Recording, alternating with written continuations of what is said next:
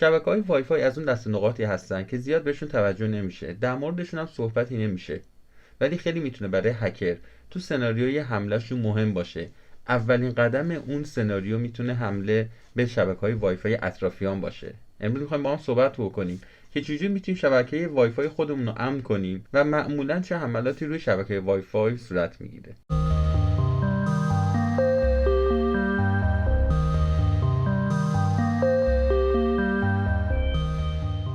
دوستان عزیز سلام، خیلی خوش اومدیم به کانال گارد ویژه. خیلی خوشحالم از اینکه یک قسمت دیگه در خدمتتون هستم و خیلی خوشحالتر از اون که حمایت میکنید، میبینید ما رو و با همدیگه در تماس هستیم از قسمت کامنت ها و کانال تلگراممون. امروز میخوایم در مورد شبکه‌های وای فای صحبت بکنیم. همونطور که اول برنامه بهتون گفتم اینکه چجوری میشه بهشون حمله کرد و چگونه میتونیم در برابر حملات از خودمون دفاع بکنیم. برای اینکه بتونیم در رابطه با شبکه‌های وای فای صحبت بکنیم اول باید پروتکل‌هاشو بشناسیم. قدم اول هم همینه. پس بریم با هم دیگه ببینیم که چه پروتکل‌هایی در شبکه‌های وای فای فعال هستن و ما ازشون استفاده می‌کنیم.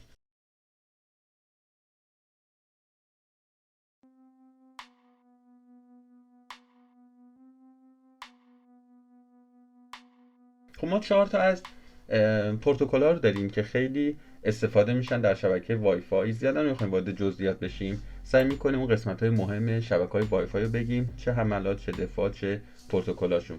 کسانی که اهل فن هستن میتونن خودشون در ادامه ماجرا رو برن.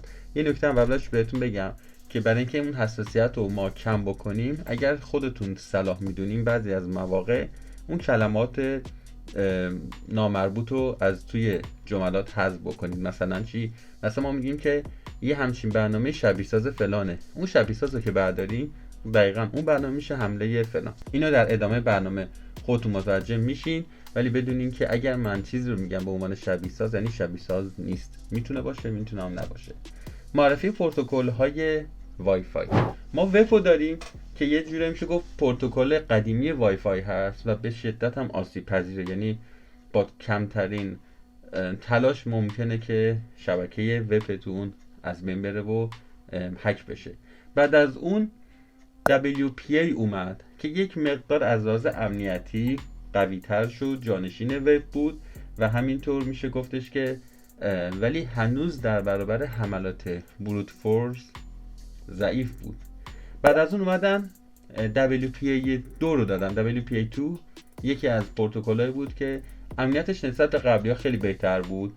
برای مدت زیادی هم استاندارد وای فای بود، ولی باز هم در برابر حملات وای فای شکست خورد.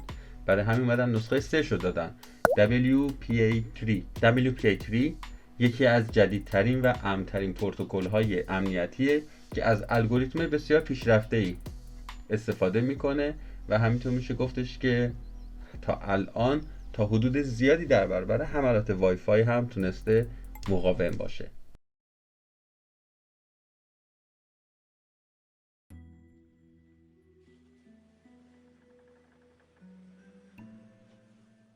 اما در مقابل این 4 تا مکانیزم دفاعی میشه گفتش که استانداردهای وای فای، ما 4 تا حمله قوی هم داریم که معمولا روی وای فای صورت میگیره.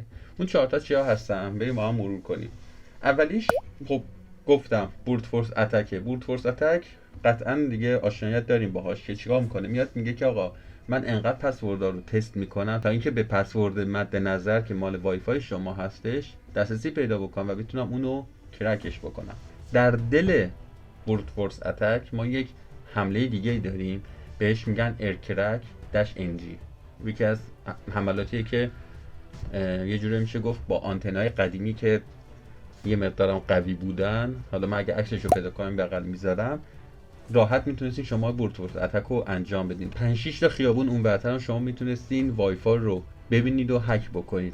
خیلی ابزار قوی بود، اینطوری که خودم تست کردم باهاش. خیلی خیلی قدیمه ها.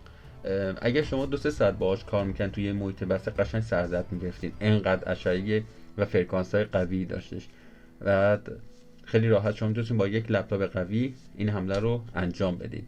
بریم حمله بعدی، ایویل توین اتک. یکی از حملاتیه که یک نقطه دسترسی جعلی ایجاد میکنه برای اینکه شما به جای اینکه به اکسس پوینت خودتون وصل بشین به اون اکسس پوینت جعلی وصل بشین و اونطوری بتونه حملات رو شکل بده و یه جوری میشه گفت شما رو مانیتور بکنه. اگه بخوام از لحاظ شبکه‌ای در نظر بگیریم، یه جور میشه گفتش که کاری میکنه که منیده میدل میکنه.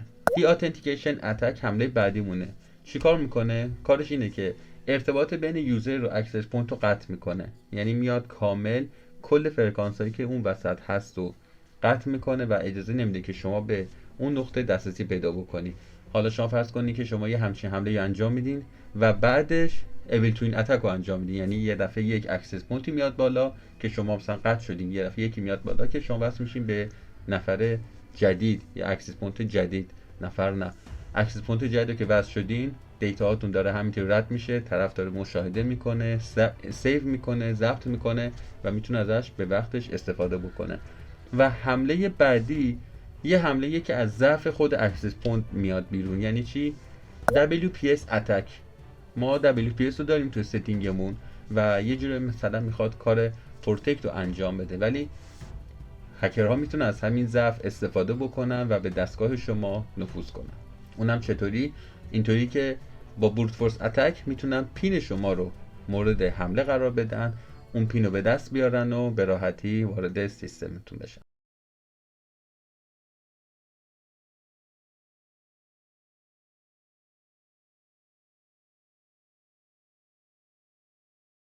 خب ما بهتون گفتیم که میخوایم در مورد شبیه ساز حملات هم صحبت بکنیم. توی قسمت بروت فورس من بهتون اشاره کردم که تو دلش یه ایرکرکی هم هست. ایرکرک دقیقاً کاری انجام میده که بروت فورس انجام میده، ولی به صورت شبیه ساز. به خاطر همین ما میتونیم از ایرکرک استفاده بکنیم.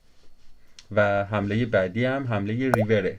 ریور کارش چیه؟ ریور همون حمله که روی وی پی اس ها انجام میشه. توضیح اضافه تری نمیتونم بهتون بدم، فقط باید تست بکنید.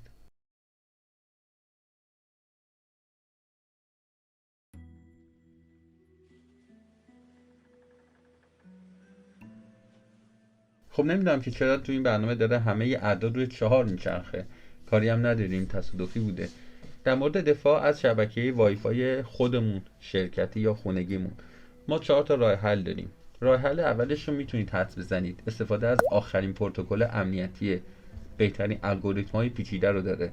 WPS3 یکی از راههاییه که میتونین شما تا حدود زیادی امنیت وای فای خودتون رو تضمین بکنید. قسمت بعدیش چیه؟ حمله آخری که بهتون گفتم WPS. اون WPS که ریور روش انجام میشه خیلی میتونه براتون مشکل ساز بشه. همون اول برید در قسمت ستینگ و WPS رو آف بکنید، بره دنبال کار خودش. مرحله سوم اینه که شما مثل همیشه پسورد پیچیده استفاده بکنید. این پسورد تو همه جا مهمه، یعنی یکی از قدم های مهمی که شما در فضای مجازی میتونید ازش استفاده بکنید و یکی از راه های امنیتی بسیار مهمه استفاده از پسورد قوی و پیچیده. قسمت چهارم چیه؟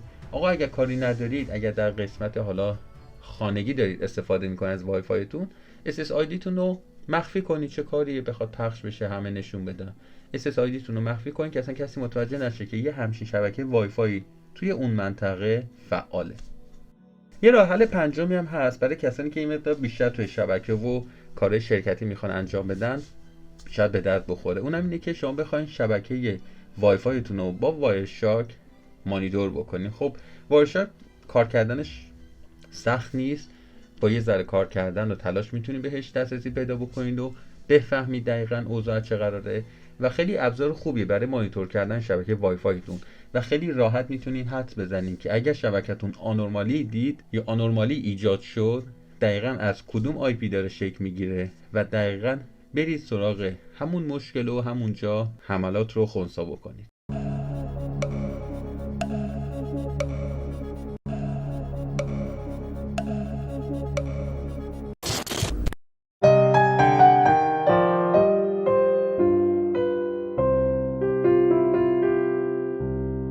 دوستان عزیز، خیلی ممنونم که تا اینجا برنامه با من همراه بودین. امیدوارم که از این برنامه استفاده لازم رو ببرین. خواهش میکنم که این شبکه رو جدی بگیرین، شبکه وای فای منظورمه.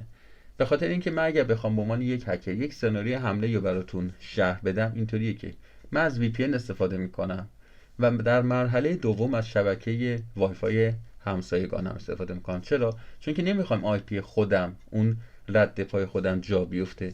پس هر کدوم از همسایه ها که شبکه وای فای راحت تری تو دسترس تری داشته باشن، قطعا از اونها استفاده میکنم برای اینکه بخوام ادامه سناریوی خودم رو ببرم جلو و ادامه بدم. شبکه وای فای خودتون رو از دید عموم مخفی نگه دارین و همینطور امنیتش هم بالا باشین که تومه راحتی برای هکرها نباشین. تو این چند وقت یه سری شورت ویدیو براتون آماده کردم که حتما پخشش میکنم برای آگاهی بیشتر و یه مقدار حواس جمع‌تر بودن در مکانهای عمومی.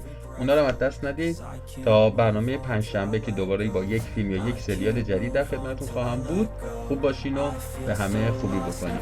قربان شما، خدا.